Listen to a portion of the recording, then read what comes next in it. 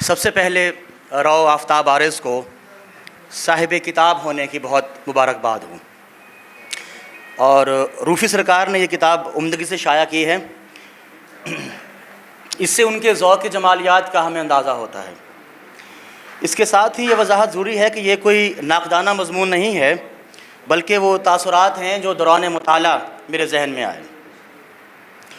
رو آفتاب عارض کی غزلیات کی بات کریں تو ان میں جو چیز سب سے پہلے آپ کو اپنی طرف کھینچتی ہے وہ ان کے پرزور مطلع ہیں۔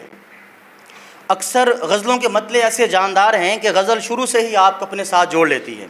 مثال کے طور پہ چراغ اس کے ہیں، یہ برگ و بار ہیں اس کے، چراغ اس کے ہیں، یہ برگ و بار ہیں اس کے، سو ہم جلیں کہ رہیں سو گوار ہیں اس کے، یہاں بسلسلہ رد و قبول بھیجے گئے، یہاں بسلسلہ رد و قبول بھیجے گئے، سو ہم سے پہلے نبی اور رسول بھیجے گئے۔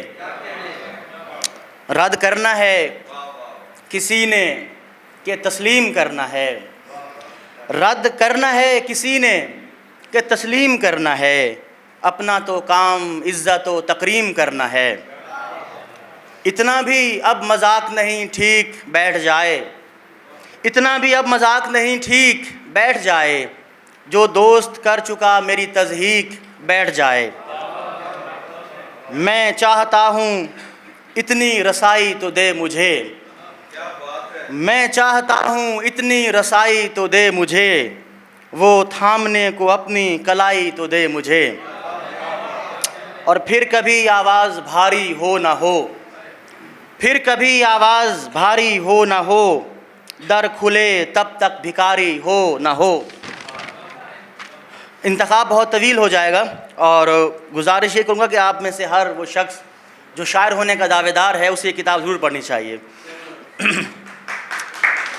رو صاحب کے ہاں دوسری قابل کشش چیز ان کے ہاں لفظ آگ کا ذکر ہے۔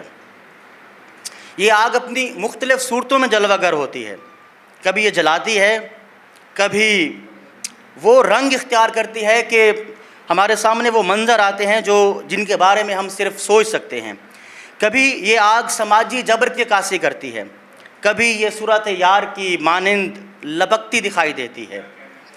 لپک رہی ہے سرخ بھڑکتی آگ ادھر، لپک رہی ہے سرخ بھڑکتی آگ ادھر، اب تو اس سے بچنا بھی نادانی ہے۔ کبھی یہ آگ لا حاصلی اور محرومی کی کوکھ سے جنم لیتی ہے۔ کچھ لوگ اپنے اپنے تجسس سے مر گئے، کچھ لوگ اپنے اپنے تجسس سے مر گئے، میں راکھ ہو گیا کہ میرے ہاتھ آئی آگ۔ لفظ آگ کو اپنی کئی جہات اور تناظرات کے ساتھ اس کتاب میں جلوہ گر دکھایا گیا ہے۔ پلک جھپکتے ہی نظروں سے ہو گیا اوجھل، پلک جھپکتے ہی نظروں سے ہو گیا اوجھل، ہماری آگ سے اڑ کر شرارہ جاتا رہا۔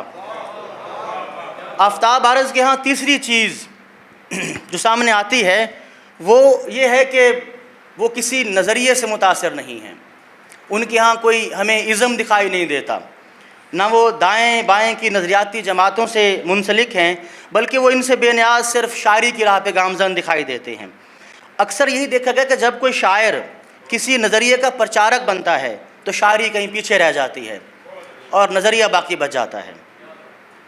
ہاں یہ ضرور ہے کہ آفتاب عارض کے ہاں سماجی جبر اور عصری صورتحال کی عکاسی بھی نظر آتی ہے،